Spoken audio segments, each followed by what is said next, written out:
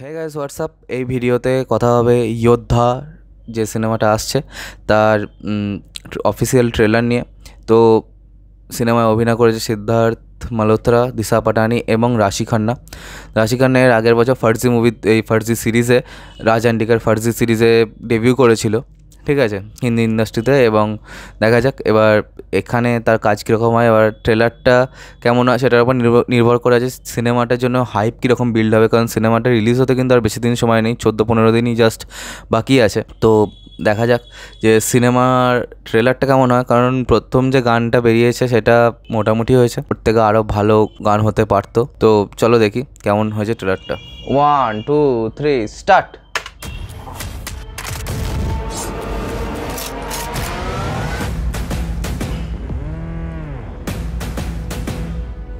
हर किसी का सपना होता है अपने पापा की तरह बनना। मेरा भी था। अच्छा, अरुण ऑर्डर्स आने तक हमें नेगोशिएट करना होगा। अरुण अरुण वेट अरुण।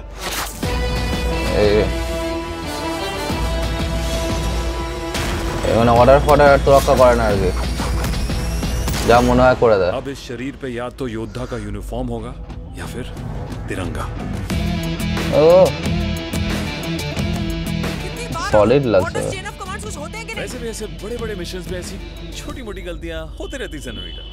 ও পারবি না ভাই, পারবি না। हिंदुस्तानी सोल्जर्स बहुत सेफ्टी होते हैं। और सिर्फ मेरे भी।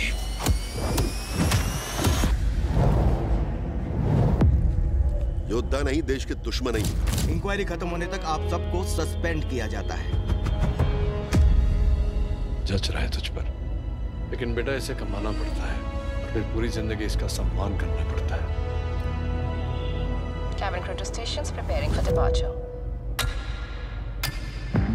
पायलट ने 7500 स्कॉट किया है। It is an official hijack now.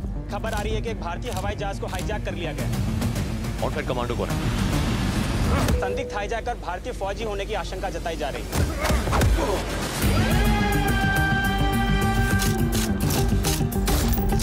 Pakistan से गुजरती हुई एक इंडियन फ्लाइट हाईजैक हुई है। ये कोई इत्तेफाक नहीं हो सकता। अरुण वहां पर क्या चल रहा है? मैंने जो 3 टेररिस्ट के नाम दिए थे उनके बारे में कुछ पता चला? This is AB-175 requesting emergency landing. Arun कभी चुप बैठने वालों में से था ही नहीं। परिवार से बढ़कर देश सेवा है उसके लिए। आज ना तुम रहोगे ना तुम्हारा देश। मैं रहूं ना रहूं, देश हमेशा रहेगा। ও হো হো হো।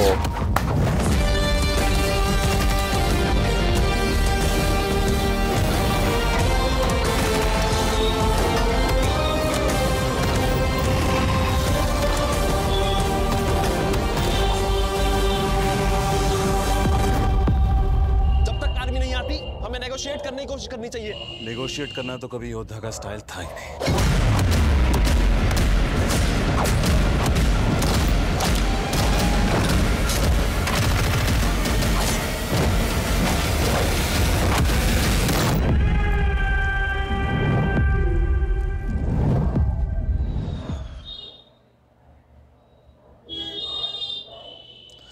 তো ট্রেলার তো দেখা হলো এবং ট্রেলারটা বেশ কি ক্যাশ লেগেছে, ঠিক আছে।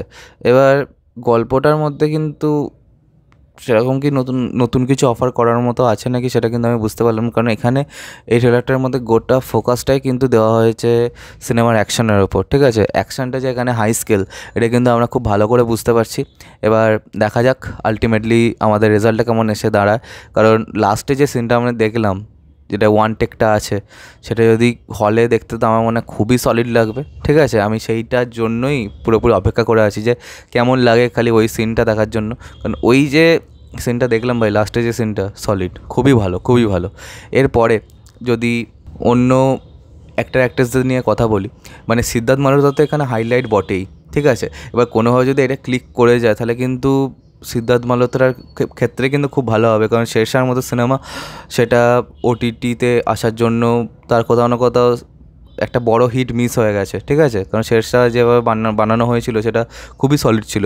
এবং এই যে সিনেমাটা আসছে, তো এটা দেখা যাক এবার কেমন হয়, ঠিক আছে। আর আমি খুবই হোপফুল এই সিনেমাটার ব্যাপারে, কারণ সিদ্ধার্থ মালহোত্রা খুবই ভালো একজন অভিনেতা। তো পরপর কিন্তু সিদ্ধার্থ মালহোত্রা একরকম রোল কিন্তু করে যাচ্ছে। এবার দেখা যাক এটা অডিয়েন্স কতদিন অবধি নেয়। তো আজকের মতো ভিডিওটা এখানে শেষ করছি। কমেন্ট করে জানাতে তোমাদের কী ইমপ্রেশন হয়েছে, ফার্স্ট ইমপ্রেশনটা কীরকম এই ট্রেলারটা দেখে। আর সাবস্ক্রাইবটা প্লিজ করে দাও যাতে আমার সাথে তোমাদের আবার দেখা হয়। Bye bye.